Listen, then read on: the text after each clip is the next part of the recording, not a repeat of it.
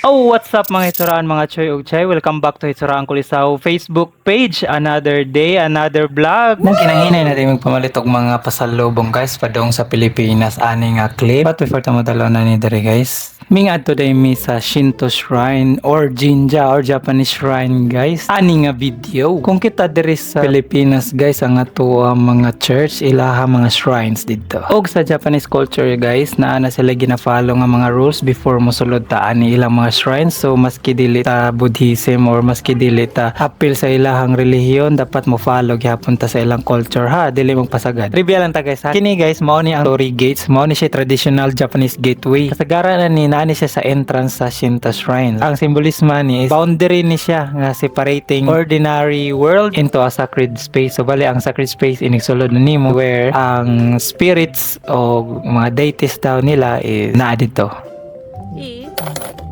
Mao din ni Omikoji guys, ang Japanese fortune slips or fortune telling guys. Mao ni a traditional way sa mga Japanese to receive guidance or prediction about sa imong future. It's either about health, love, business, studies, or travel. Ang fortune levels ani guys na duha, Daikichi, ang great blessings, napoy great curse, ang Daikyo.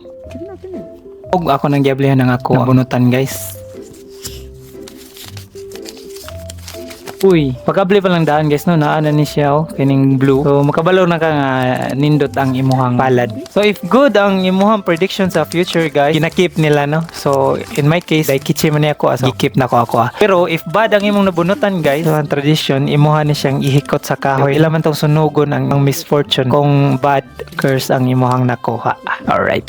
O kaning clip guys, padong day mi ani dito sa mall kay magpalit mi og pasalubong og mga chocolate og mga sabon pasalubong sa Pilipinas. Andyan na naman si Jonggoy. Umuulan pala dyan. Papakyut ka na naman, oh. Kung napansin niyo guys, no, nga pati ang sidewalk, aspalto siya. Anak kanindot dari guys sa Japan. Kaya itong naman po yung mga estudyante, mga gidri guys, magbike-bike. Layo ra kayo sa Pilipinas guys. Kaya ako magpirmi kasada, kasigihan maguba.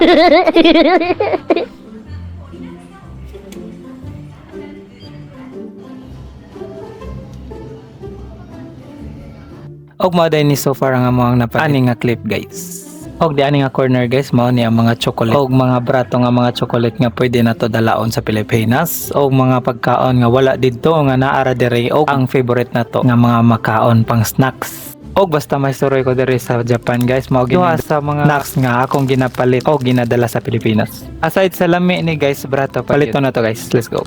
So add to cart na ni guys. Og timing ulan magkusog guys, wala na ako ka-video sa amo ang pag-uli nga nagkinagang mi ani among mga napalit. O kung niabot na kaani nga part nga video guys, ayaw kalimot og comment, like and share sa Hitsuraan Kulisaw Facebook page. Og pwede po ka mo-subscribe sa akong YouTube channel ug uban pang mga social media account. Og atang yang ubang pang sumpay ni atong sugilanon. Hitsuraan Kulisaw Goes to Japan Vlog Series.